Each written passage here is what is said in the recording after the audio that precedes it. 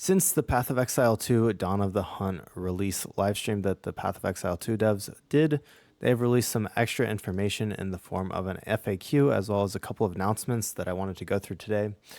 So they did announce the official launch time and date for Dawn of the Hunt on all platforms. So Dawn of the Hunt will launch at 12 p.m. April 4th PDT, which is April 4th, 2025 at 7 p.m. UTC, and you can just convert that to your local time on all supported platforms, including standalone PC clients, Steam, Epic Games Store clients, as well as Xbox Series and PlayStation 5.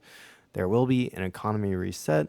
And basically, for new players who don't understand what that means, basically, everything in the game costs different types of currency, and the economy will completely reset, so no one will have any items. And basically, you should definitely start in a fresh economy. It is a ton of fun. The current economy is highly inflated, so it takes days to get pretty much any items. Everything is way overpriced because everyone has so much currency. So if you want to have the most fun, definitely start with a new character in the Dawn of the Hunt and not in the standard league. Definitely worth playing in the league with a fresh economy. Make sure that when you create a character, you select the Dawn of the Hunt banner when you're creating a character when the update comes out on Friday. It would definitely suck to make a standard character and not realize and waste a couple hours doing that until you realize that you're not in the right league.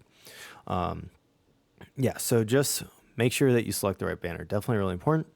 Will my existing characters and items be wiped? No, they will not. So basically how it works is when the Dawn of Hunt is released, your old characters will not be, and your old items as well, will not be wiped. It just gets sent to a standard game mode. They do say, though, that your passive tree will most likely be a reset. This is because they have a bunch of balance changes to the passive tree and some changes as well, I believe. So basically they said there will be extensive balance changes that may have significantly changed how your character plays. So definitely worth noting that. But honestly, again, you should just play the new league. Do not go and play standard. So this is something special that isn't the same as PoE 1 from what I understand. All the special in-game mechanics that are being added with Dawn of the Hunt leagues are also added into the core standard leagues. From what I understand, that's not the same as how it works in PoE 1, so it's slightly different. I think the reason is they're treating it as early access. They did say that future leagues will have exclusive content that isn't available in the standard game, but they're just doing it this once. So just this once, and yeah.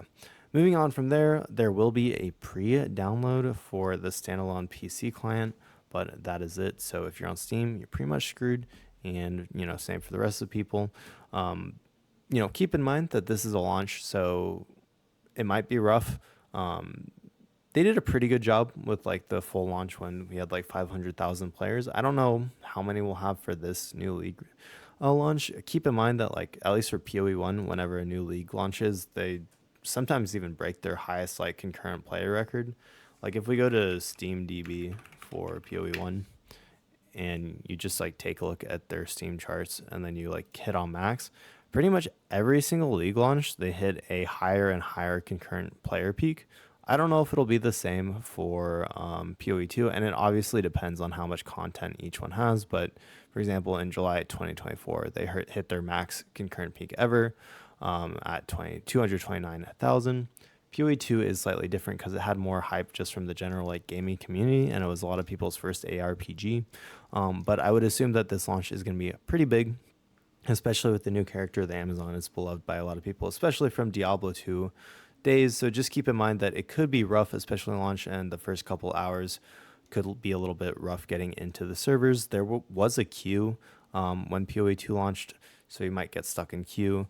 If you are stuck in queue, try changing the two different servers. So for example, if you're in the United States, you can change from the Washington server to the Texas server, and Texas server to the California server. That can definitely help. Some of the servers were just down. For example, when the game launched, the Texas server was just down for hours. So I played on, I can't remember if it's the California or Washington, but I played on one of the other servers because it just made sense because I'm in the central time zone.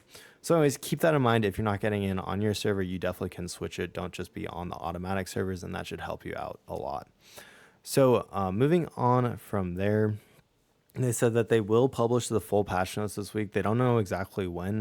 Definitely by Thursday, I think is what they said, but it is possible that they might even release them on Wednesday. So tomorrow, that would be awesome, but it's questionable. And most likely we will get them on Thursday. They also released some information about portals and item filters, which I will go through in a bit. They are not revealing any of the new support gems, which definitely makes it hard to theory craft any builds without, looking at all of them. So, when you are looking for support gems to use when you get into the game, just remember that you can search by what the support gems do. So, you could search for like projectile support gems or attack speed support gems, stuff like that. That can really help with making your build, especially when you don't want to go through and read every single new support gem. Okay, so the rest of the questions aren't like that important. It's just about microtransactions being from Path of Exile 1 being available in Path of Exile 2, which, they're slowly making them available. And there are no new supporter packs for PoE 2, which again, not really important. They did just have a weekend sale on stash tabs. If you do spend your points that you got when buying the game, I would highly suggest getting some stash tabs, at least the currency stash tab for sure. And other than that, get some premium stash tabs so you can deal with the market. I would suggest on launch, you definitely want to be looking for items to buy with exalted orbs, and the market just has like some active live searches up. I will make a video on this before the new league releases, but I would like have active live searches up so that whenever someone posts something, especially like as you're going through the campaign, you can just pick it up with whatever exalted orbs you get. I found generally like I've leveled a number of characters and you get a fair number of exalted orbs throughout the campaign, and I'd highly suggest instead of using those on whatever items you have, trying to see if you can use those to buy just a like really good weapon off of the market, or whatever gear you really need. It's definitely a more efficient use of exalted orbs, because I think probably most weapons and stuff will be selling for like 1 or 2 because there just isn't that much currency. And so I'd highly suggest having a bunch of active live searches for different items that you think you might need for your build, and buying stuff instead of trying to craft your own, just because the crafting RNG is terrible in this game. Okay, so moving on from the FAQ, we have a Dawn of the Hunt portals clarification. So basically this stems from their live stream the other day, in which they said that basically as you increase in difficulty for portals, you'll lose the number of portals you have to go in and out of the map. And this was to reduce how many times you can respawn. Basically, they made it better for casual players. So if you die, you don't just lose your map. It's not just 1 life per map. If it's a lower tier map, then you can have more lives. There is like a spreadsheet going around somewhere. I don't have it right now, but you can find it if you search it up. But anyways, the problem with this is at the high tier like juiced maps, you'll only have 1 portal, and that will keep you from going in and out of the map to loot all of your items. So the way that they came up with the solution for this is that they said that, so we'd like to clarify the situation with having to use portals each time you die. The concern raised during the Q&A was that you would be consuming portals to have store items in your stash or trade with players, and with so few portals, as low as 1, you would not be able to leave the map and return. So the way they address this problem, which I think was a perfect address, it means that you will now be able to enter and exit your maps as much as you like, as long as you haven't died. The number of portals is now representative of the number of lives you have during the map, so if you're able to survive, you can come and go as you please. We also want to clarify that when returning to map after dying, you'll return to the last checkpoint, so if you forgot to make a portal, you won't have to run through too much of an empty map to go back to where you died. These are wonderful changes. It definitely means that you'll be able to get out way more loot than you used to be able to. I think, with fully juiced breach maps, you definitely, even using all 6 portals, you could never get out everything that you would want to. Specifically on breach maps when you had like 10 breaches per map. That's one of the nodes in the Atlas tree. But they also said that we're also currently making a change, which will make it to release otherwise shortly thereafter. This change is that when you die on a map and then revive, assuming you have any revives remaining, you will instantly place at the last checkpoint without any loading screen, so you don't need to return to your hideout and then re-enter the map every time. Both this and the last change about reviving at a checkpoint without running is super nice. Definitely really great quality of life changes and really thoughtful. Great to see that from them. And they said we'll continue to provide further updates to the topics discussed during the Q&A in the lead up to launch, so keep an eye on our announcements. Okay, so one last thing before the end of this video, they have released Dawn of the Hunt item filter information, and there's not too much to go through here. They just added new items so that people can start working on their filter item or filters. I think the majority of people are just going to use probably like NeverSync's filter, or whoever their favorite content creators filter is. However, if you do want to make your own, they've added all the different types of spears. They've added all the different types of bucklers. I'm not going to read through all of them. They added a new item class for wands. It's called an acrid wand. They added your special rings with like the +1, -1 to the prefix and suffixes for the mirror maps. So like the dusk ring, glum ring, penumbra ring, and tenebris ring.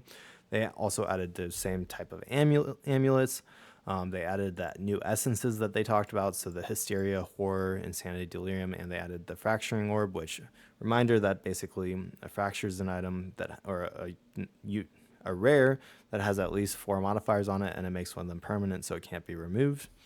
Then they added a bunch of socket roll items, so it looks like we have lesser runes, greater runes, and yeah, so just lesser and greater runes. I think they said that there would be more tiers, but maybe it's only just lesser and greater runes. It's sort of weird. I figured it would be more tiers than that, but I guess that's how it is. They also added the serpent and primate talisman, owl talisman, cat, wolf, stag, boar, bear, ox, rabbit, and fox talisman. So lots of talismans.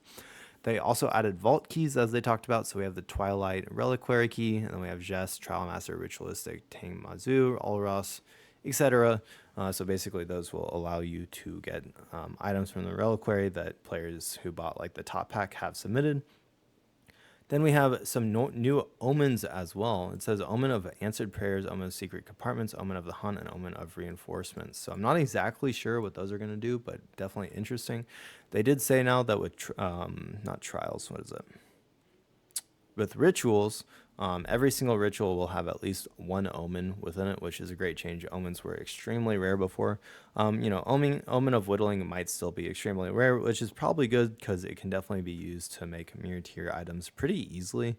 And then they have a bunch of renamed items. It looks like they've renamed every single advanced and expert item. Maybe not every single one in the game, but like a lot of them to like their own just named items. So for example, like the advanced bombard crossbow has been renamed to the cannonade crossbow, and the expert bombard crossbow has been renamed to siege crossbow.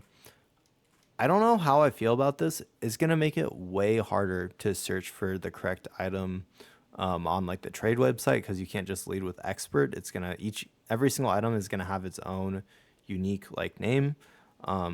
Definitely like I can understand like the point of having like its unique name, but this is definitely gonna be rough for search. But just keep in mind that they're getting rid of their like advanced and expert tiers, and everything has its own name now.